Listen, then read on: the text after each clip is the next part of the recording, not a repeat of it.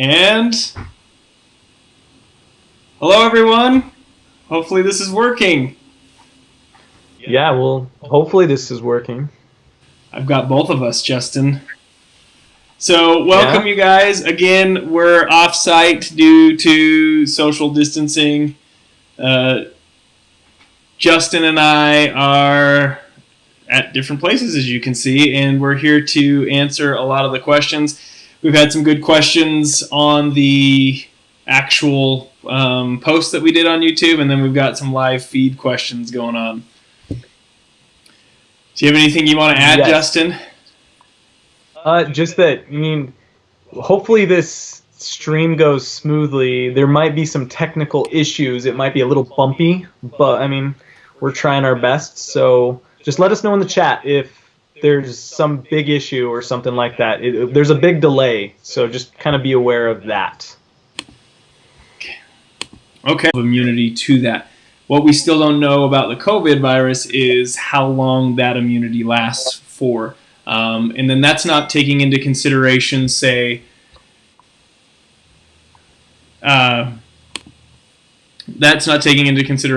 everything is like mutation of the virus or anything like that. Sorry, what's going on, Justin? We have a technical difficulty? I think we have a technical difficulty. Everyone's saying it's frozen. It may have started back up. Did we start back up? But I don't know. Can anybody... I think it might have... Wait. Somebody leave us a comment and let us know if it's... Yeah, someone let us know in the comments if it started back up. Again, we apologize. This is not the ideal way to do these live streams for sure. Yeah. But if someone can let us know in the comments if this is working again, that would be great. But it might take a second. I think we may actually have to restart because I'm looking at it and it keeps on buffering. It says it's better now. Yes. Okay. Continue on, Jonathan. Continue. Okay. Yeah. Sorry about that COVID question. So in general, after you would think in theory you're going to have some level of immunity to COVID virus if you get better. Again, we don't know how long and how strong that immunity is. So, great question. You got another one, Justin? I'm trying to find one. If you have one before I do, that's fine. I've got this list if you need some time. Yeah, go for it. Ooh, Justin, I've got one for you to answer just because of your previous video. Okay. Okay, it is, I've had pain on my shins when I run. I remember when the first time this happened, I was running in college, so I decided to ask my coach at the time. His response was, "It's the way you run." I Googled it not too long ago, and it says it's a tear on my muscles. Can you please explain what this is? It also happens to my sister. Thank you. Shin splints video. Aha. Yes, we have a video all about shin splints that is really where you should go look. And it's most likely shin splints. It's really difficult to say for sure what's going on. But definitely I can say this. When it comes to your running form, that matters, right? The exact position your foot hits, whether you, if it's tilting to one side or the other as you run, or are you hitting primarily with your heel, there's a lot that goes into the mechanics behind running, which is something that you should discuss with your coach. But it definitely sounds like you're experiencing shin splints type symptoms, which is just when you have tightness and inflammation, so swelling on the muscles and around the connective tissue on your shin bone, also known as the tibia. So the best way to what you'd hear from the most standard treatment options would be like compression, massage therapy, ice, like your whole the rest, ice, compression, elevation type thing. But a lot of the time, honestly, just it kind of works itself out. But a lot of that happens just from the fact that you were doing this, you're not used to running this much or in this particular way, and now you've started a new routine. So you might want to just maybe rest a little bit, make sure you're definitely taking care of yourself, but the body tends to work itself out at the same time. But yeah, definitely go check out our shin splints video. That I think will be it should have a few answers for you. Let's just put it that way. Yeah. Okay. So we got lots of questions coming through. I think I've got another one here. Let me pull this up here and listen to get this question going. Explain about bones and what the inside looks like, please. Well, this is one of those things where a picture is worth 1,000 words, and this is what I'm going to do. So I'm going to show you guys a picture of the inside of bone here, which is pretty awesome. So if you guys can see that, where the mouse is running there, that's the inside of bone tissue there. Pretty cool. That's spongy bone. All the inside of your guys' bones are actually, they have that porous nature, which we call spongy bone. So we're going to do some more specific bone videos on them, and that was one of those. Well, that's one of my favorite pictures of bone tissue, and we'll post that up a little bit later. But your bones actually are porous on the inside. The outside of it's called compact bone. It's a little bit more dense. But inside the spongy bone is bone marrow, which is where your blood cells are produced. All right. Very nice. Next question. Okay. So it looks like the user Johnny Walker wants to know, what is type 2 diabetes? So, the best thing to explain when it comes to diabetes is that, yes, there's type 1 and type 2, and there might even be more types. Like, you hear a lot of people these days starting to talk about type 3 diabetes and Alzheimer's possibly being a connection, but type 2 diabetes is essentially when your body becomes insulin resistant. So there's a hormone in your blood called insulin that's secreted by the pancreas, that what it does is it basically takes extra sugar that's in your bloodstream and moves it into fat cells and into muscle cells to lower your overall blood sugar. In people with type 2 diabetes, most often what happened is due to diet, but it's not always due to diet, but most often due to diet. Their body, for many different reasons, it's actually very complicated. It's not as though it's just one thing. Their body almost stops listening to the insulin is probably an easy way to think about it.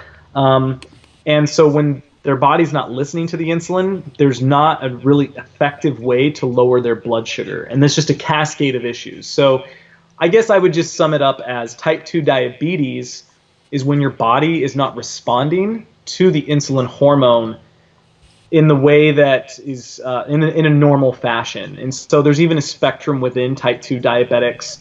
Not everybody has the same severity, but it just comes down to not listening to insulin is what I'd say.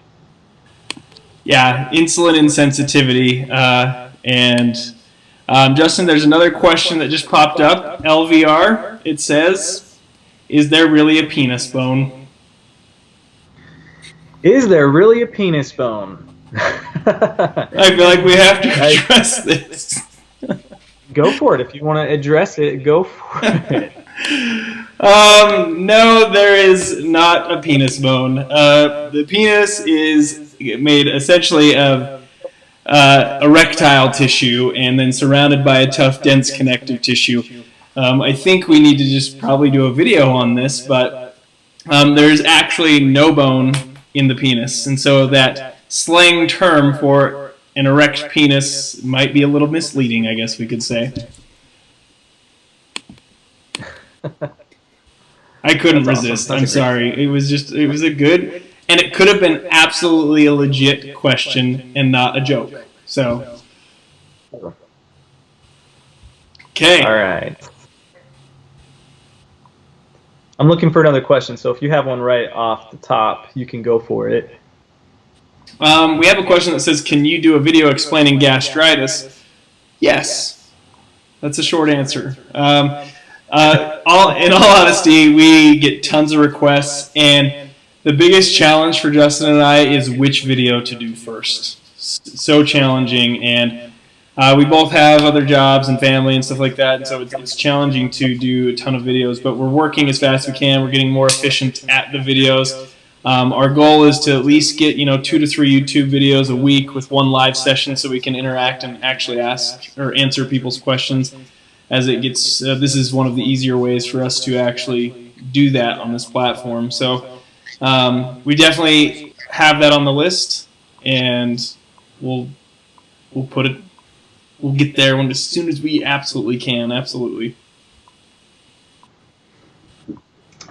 Absolutely. So, I just had it. So, okay, here's another question from the user Jennifer Weisenberger, and she wants to know, why do our bones pop? So this is a question we get a lot, and in fact, we're going to be, I want to do, whether Jonathan or myself, it doesn't matter, but we need to do a video on popping joints. We get this question so much. What is joint popping? How does that work?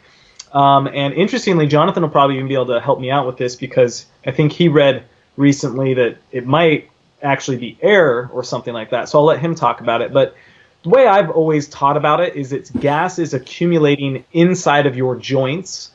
So your joints have, well, not all joints, but the movable joints have fluid inside of them. And it's a natural property of fluid. When you compress it, it creates bubbles. You could do this in the bathtub. You could do this in the sink. So when your joints are moving, you can accumulate little bubbles. And I've seen different things. I've seen everything from nitrogen to hydrogen gas. But gases are accumulating in there. And then when those bubbles pop, it makes an audible sound, which we then interpret as joints popping. The question that a lot of people ask, is that good or bad? And my response is always that there's nothing inherently wrong with the joint popping. Because if you're, say, like, if you're just moving in normal, like if I just move my fingers and my joints happen to pop, that's probably not that bad.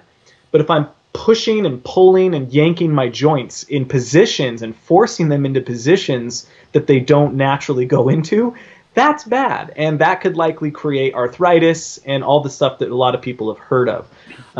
But why? So again, to make sure I answer your question, Jennifer, why do the bones pop?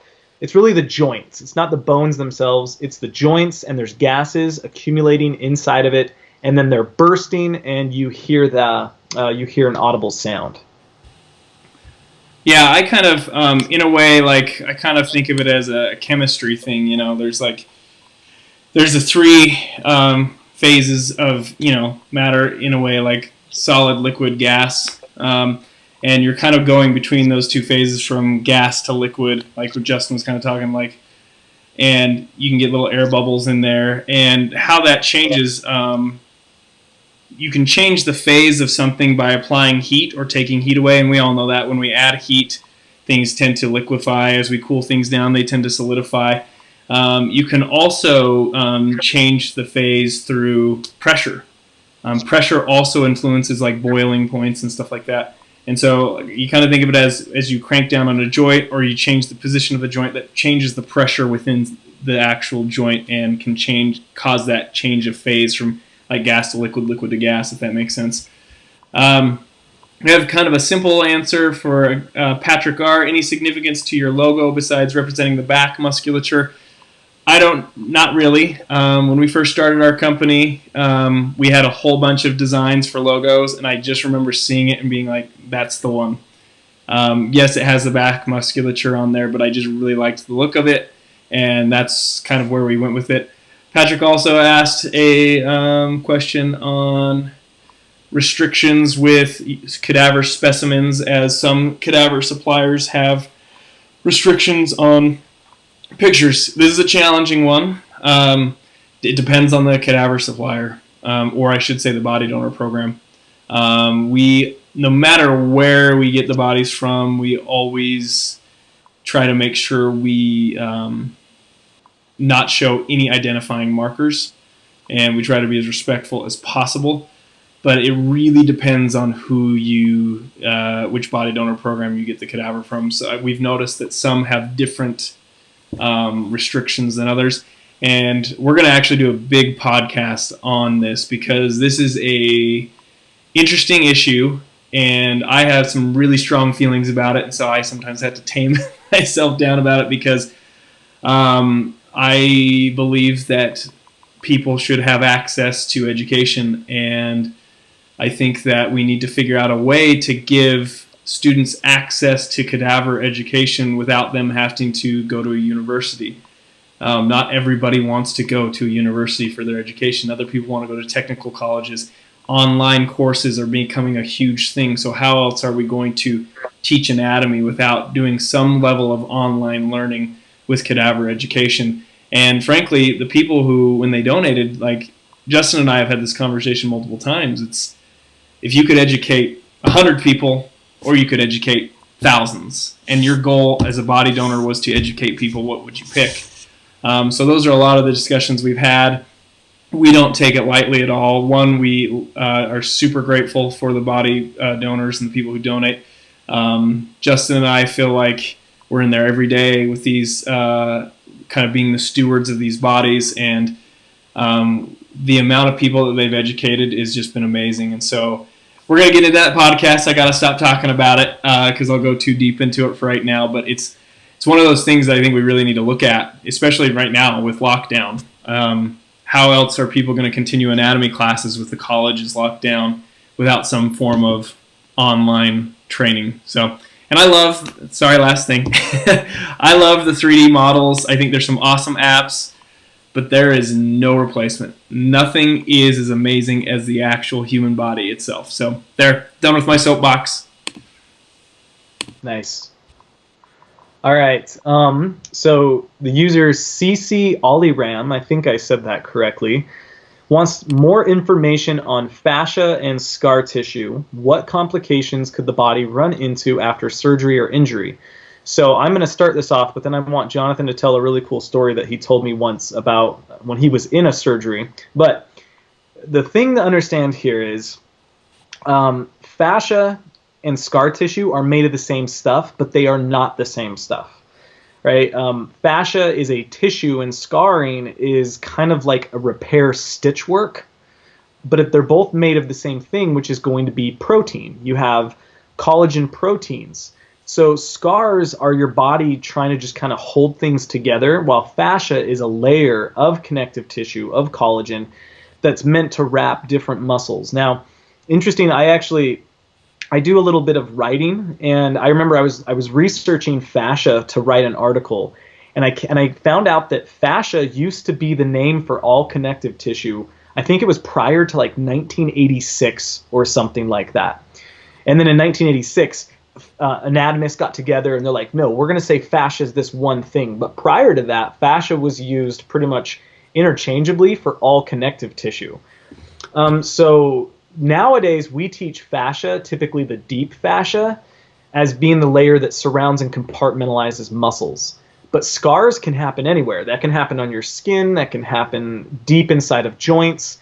And that's what I actually want to bring Jonathan into it. Jonathan, you remember that? You told me that story about like where they had to like move the leg to break up the scar tissue. Do you remember the one I'm talking about? Oh, yeah. Are you talking about the knee replacement one? Yes. Yeah, that one. Yeah. So there was a patient who came back from her knee replacement surgery, and one of the things they do after a knee replacement is they get people moving as quickly as possible. They get them sent to physical therapy really shortly after surgery, and one of the reasons for that is to minimize the amount of scar tissue that actually builds up. This particular patient had come in for a couple of follow-up appointments, and she couldn't fully flex her knee because she wasn't doing her physical therapy. Now, granted, this is not my knee here, but like, I gotta get on the camera here. Wow, this is harder than I thought. So like, this is my elbow, but kind of think the same idea. Like, she couldn't fully extend her knee. She couldn't fully straighten her knee. So she was kind of stuck like that instead of being able to go there. And then she couldn't also do full flexion. She was kind of stuck in this short range of motion because of the scar tissue was actually building up. Granted, again, elbow, not my knee, but same idea. So we had to schedule her for what's called a knee manipulation. We literally took her to the hospital, had an anesthesiologist there, knocked her out, and literally just forced the knee into extension, and you could just hear the scar tissue just tear apart because it's a really, really, really strong tissue.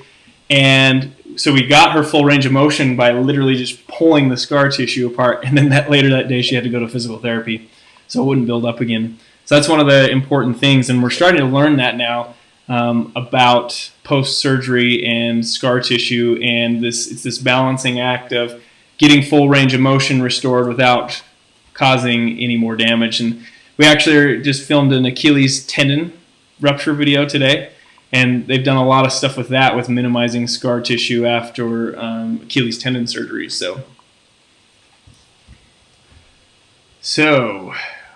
what do we got? Some other questions here. Wow, there's a lot of comments. There are. We appreciate that, you guys, but you're hard to keep up with.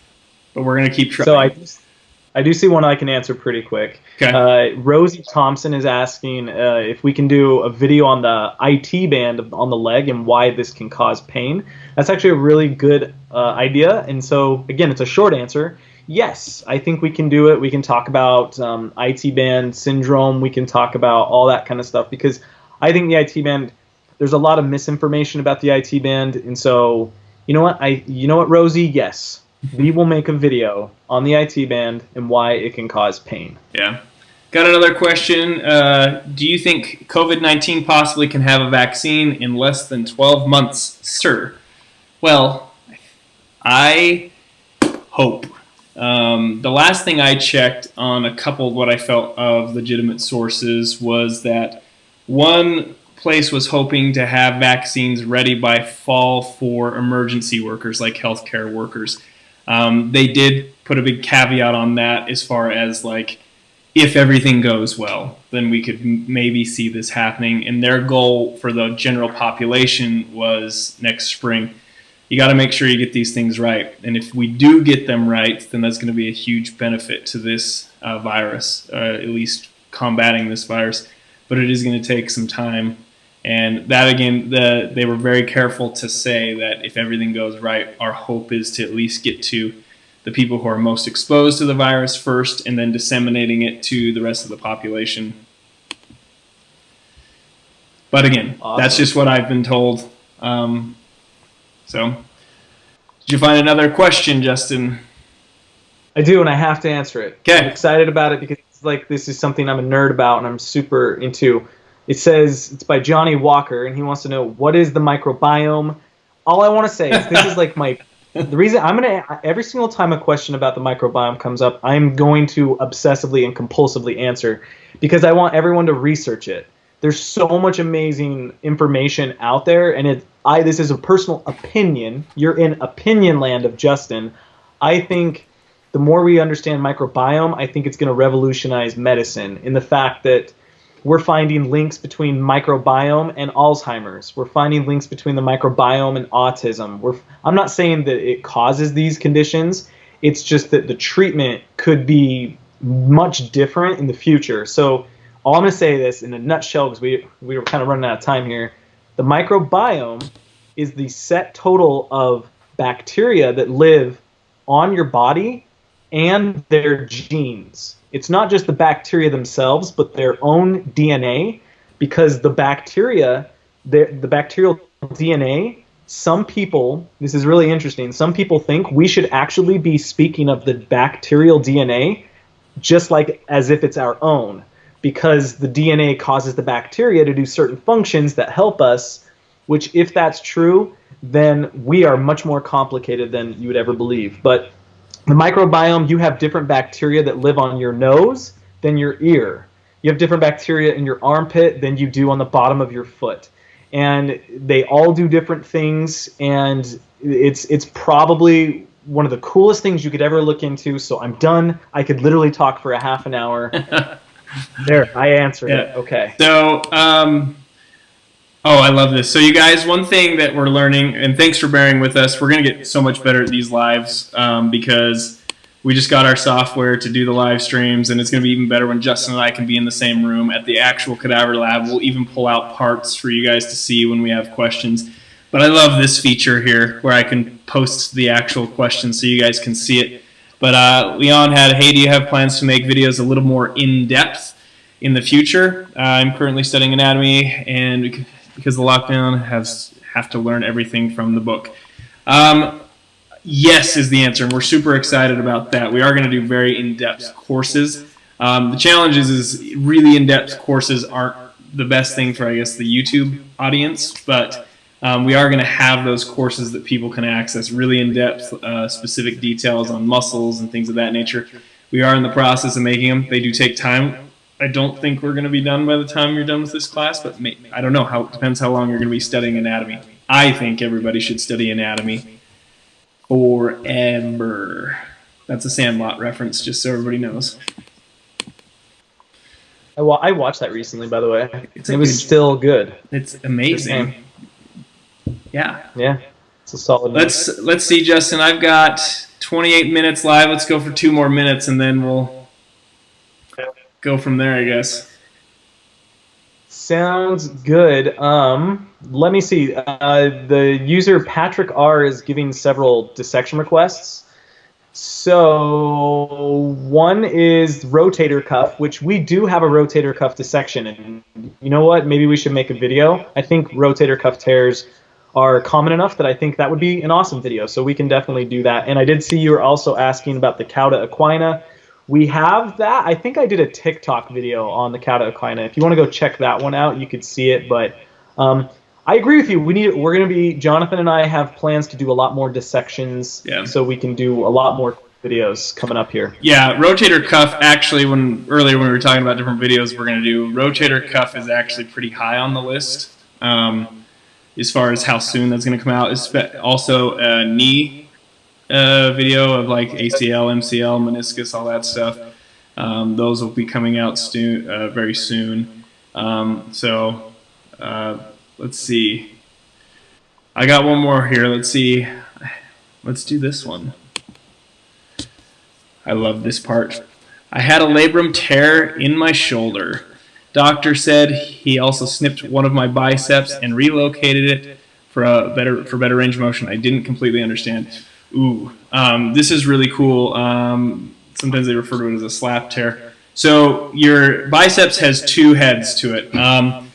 A long head and a short head, and I wish we were at the cadaver lab because we could show this. The long head actually binds to this top of the socket, a little bump called the supraglenoid tubercle, and it also blends with the superior aspect of the labrum. And sometimes when people tear that part of the labrum and also get an issue with that long head of the biceps tendon, they will, during the surgical procedure, they'll relocate that tendon in a more, I guess, kind of artificial, secure insertion or attachment on the humerus, so it can actually kind of heal differently. In Europe, the orthopedic surgeon that I was going through when I was doing clinical rotations in school, he said in Europe they actually just cut the tendon when it gets a problem, and it just slides down into this groove and gets stuck and scars in, and the bicep still works well. It just doesn't look quite as pretty. But I wish I had the cadaver there for you, but know that there's a relationship to the attachment of the long head of the biceps